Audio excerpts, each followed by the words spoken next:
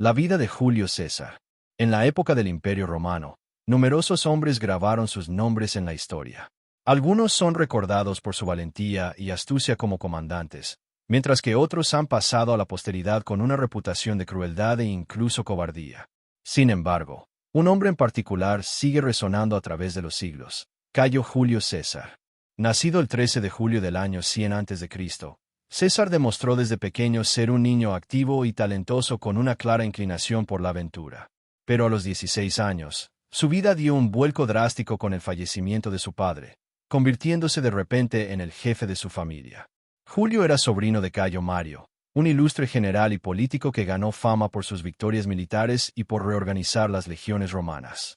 Mario era conocido por su carisma y el profundo respeto que inspiraba en sus soldados, una figura que sin duda influyó en el joven Julio César, quien vio en su tío un modelo a seguir. Sin embargo, durante la adolescencia de César, su tío se vio envuelto en una guerra civil contra el ambicioso Lucio Cornelio Sila por el control de Roma. En medio de ese caos, Julio César se casó con Cornelia, la hija de un aliado político de su tío, con quien tuvo a su hija Julia. Mario perdió la vida en la contienda y Sila tomó el poder como dictador, situándose por encima de las leyes y obteniendo un control casi absoluto. Aunque César no tuvo participación directa en el conflicto, se sintió amenazado por el nuevo dictador. Buscando alejarse, se unió al ejército y fue enviado a luchar en la lejana Cilicia, una región de la actual Turquía. Allí, sirvió con gran distinción, llegando a recibir la corona cívica por sus acciones heroicas y demostrando un futuro prometedor como comandante. En el año 78 a.C., Julio recibió la noticia de que su rival, Sila, había muerto. Esto significaba la oportunidad de volver a casa. Sin embargo, al regresar, descubrió que su herencia había sido confiscada por el gobierno abusivo de Sila. Para ganarse la vida, César usó su poderosa voz y sus habilidades para convertirse en un exitoso abogado, logrando con el tiempo recuperar el estatus social de su familia. A los 25 años, mientras viajaba por el mar Egeo, el barco de César fue atacado por piratas. Los supervivientes fueron capturados. Cuando los piratas descubrieron la identidad de Julio, exigieron 20 talentos de plata por su rescate. Con su característico orgullo, César se burló, diciéndoles que debían exigir 50 talentos, pero les advirtió: una vez libre, los perseguiría y se vengaría. Los piratas se rieron, pero aceptaron. Una vez liberado, Julio cumplió su palabra. Reunió una flota, persiguió a sus captores, los derrotó y crucificó a todos los supervivientes. Los piratas pagaron un alto precio por su arrogancia. Este acto acrecentó la fama de César, cuyo nombre ya resonaba en las calles de Roma. Tras regresar, fue llamado de nuevo al ejército, destacándose otra vez en el campo de batalla y ganando el puesto de tribuno militar, lo que le permitía comandar tropas y aspirar a cargos políticos. César regresó a Roma en el 69 a.C. para iniciar su carrera política en el Senado. Sin embargo, ese mismo año, su amada esposa Cornelia falleció por complicaciones en el parto. Poco después, Julio fue enviado a servir como administrador en Hispania, la actual España. Un día, en la ciudad de Cádiz, se encontró con una estatua de Alejandro Magno. Al contemplarla, César rompió a llorar. A sus 33 años, sentía que no había logrado nada grandioso, mientras que Alejandro a esa edad ya había conquistado un imperio. En ese momento, juró que no descansaría hasta igualar sus hazañas. En Hispania, ganó fama como buen gobernador. Sin embargo, anhelaba volver a Roma, y tras cumplir su servicio, regresó para concentrarse en su carrera política. Aspiraba al cargo de pontífice máximo, el puesto sacerdotal más alto. Para financiar su campaña contra otros 2 senadores, gastó casi toda su fortuna y se endeudó. Para evitar la bancarrota, se alió con Marco Licinio Craso, el hombre más rico de Roma, quien pagó parte de su deuda y garantizó el resto. César ganó las elecciones, pero su alianza con Craso no pasó desapercibida.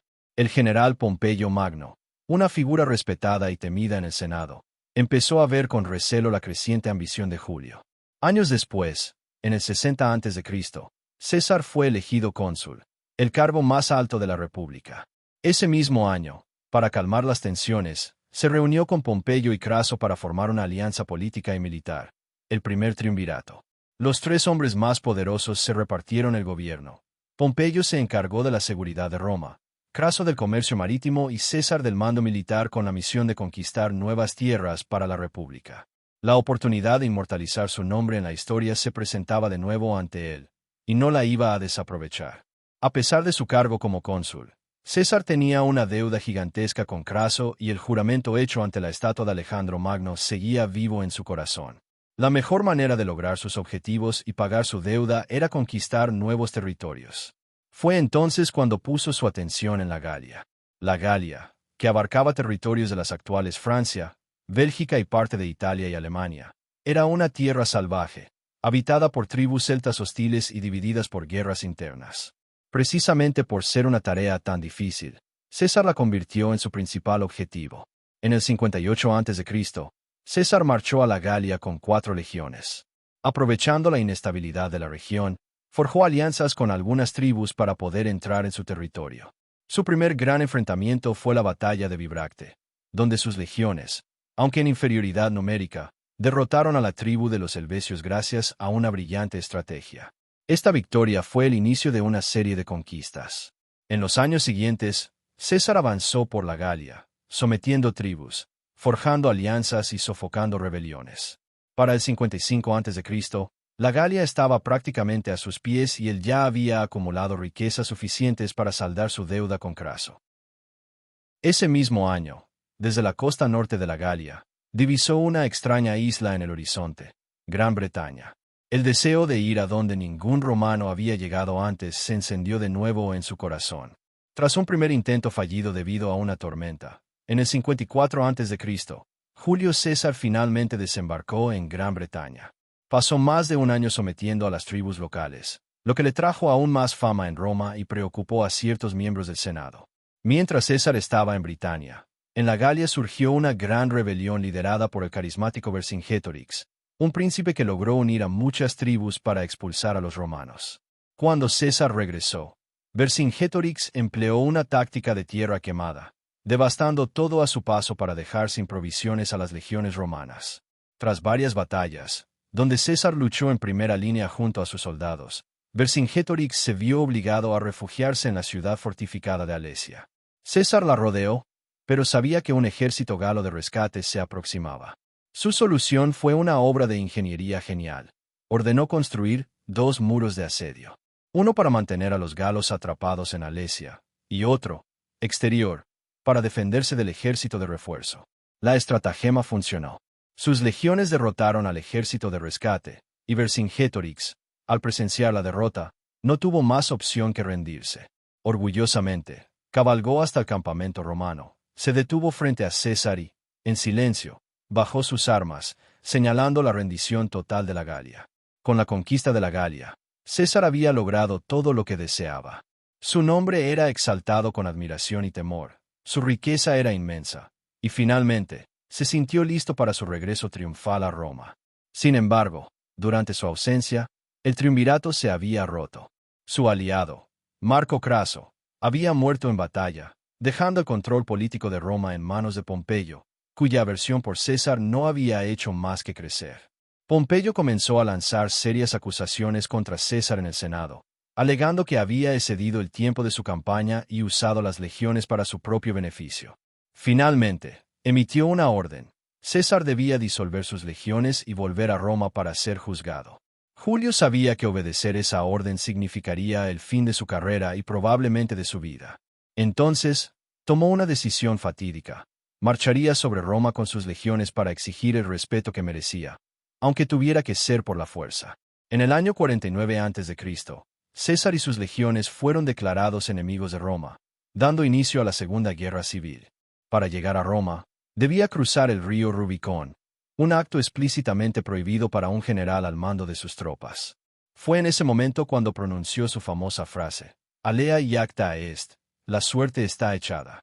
Avanzó con una velocidad asombrosa.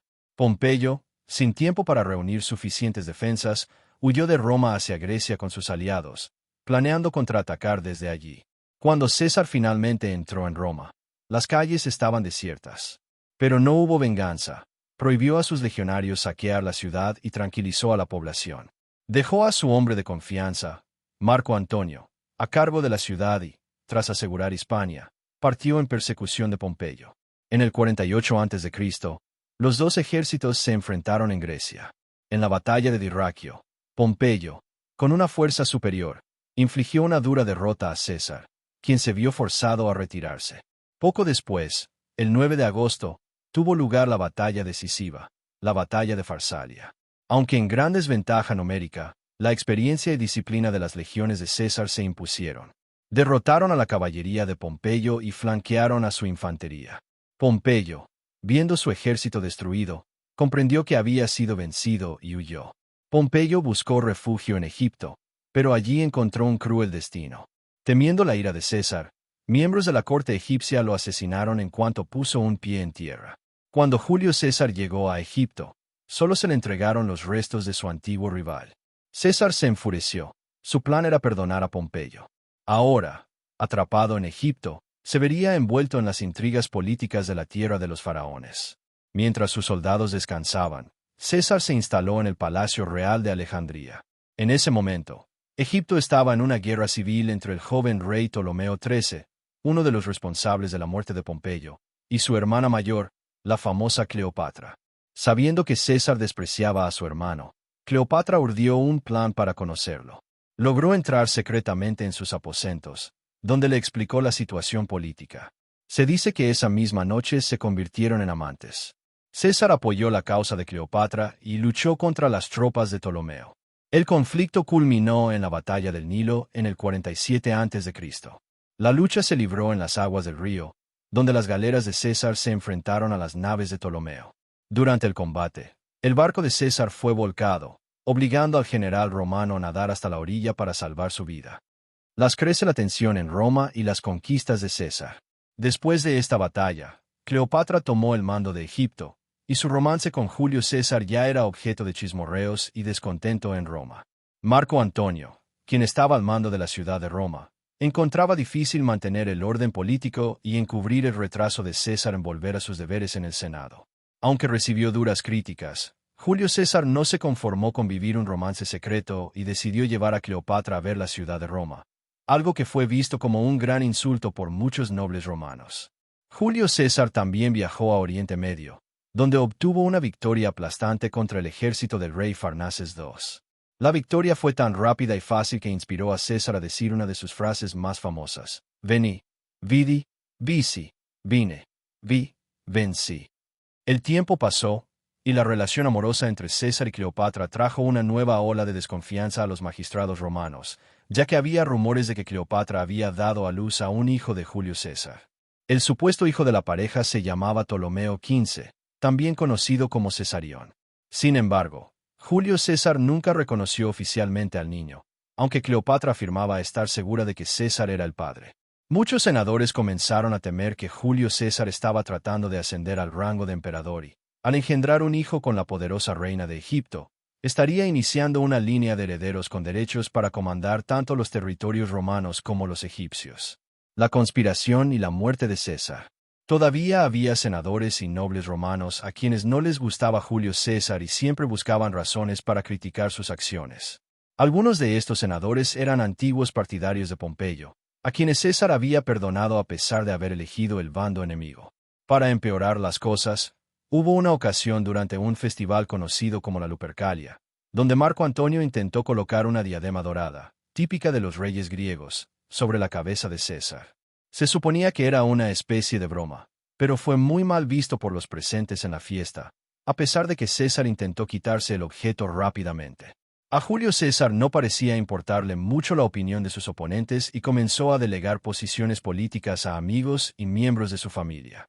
También comenzó a crear leyes que eran aprobadas sin el consentimiento de los miembros del Senado. Con esto, César aumentó aún más su poder y su esfera de influencia en la ciudad. Incluso con todas sus conquistas, César aún quería comenzar una nueva campaña militar contra el poderoso Imperio Parto, que se mantenía firme contra los ataques romanos. En el año 44 a.C., el Senado romano nombró a Julio César como dictador perpetuo, garantizándole el derecho a ocupar el cargo por el resto de su vida.